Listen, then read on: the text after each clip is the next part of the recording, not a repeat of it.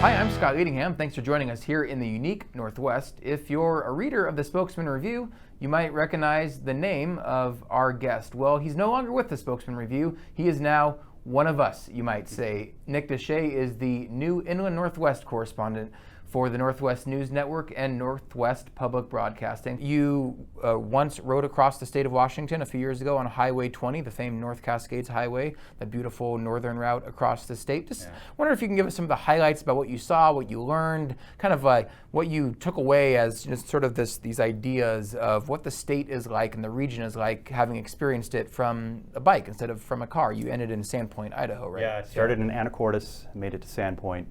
It was a 10-day journey. I took my time a little bit. It was 50 miles a day, which is a lot. It's plenty, I think. But it allows you to see the state in a way you wouldn't see it before. And the stuff that I saw and the themes that really came out are things that, we all see, but I just was able to kind of appreciate them more. For instance, I got to see the beautiful North Cascades National Park and see all the travelers and visitors there.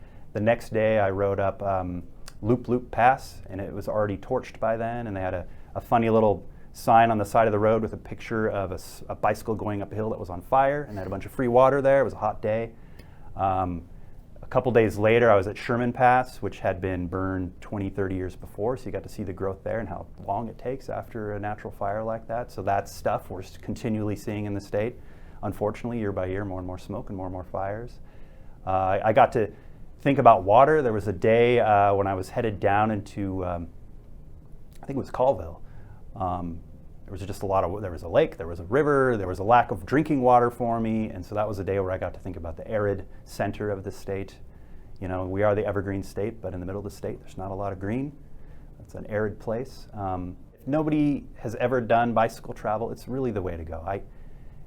It's a very calming way to travel. You get a lot of time to think. Every time you stop, somebody guaranteed is going to walk up and start a friendly conversation, wondering what you're doing and where you're going and how hard is it, how easy is it.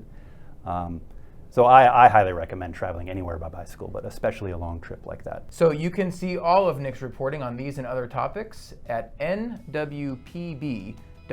and connect with him on Twitter at Nick Deshais. Thank you for joining us here in the unique Northwest.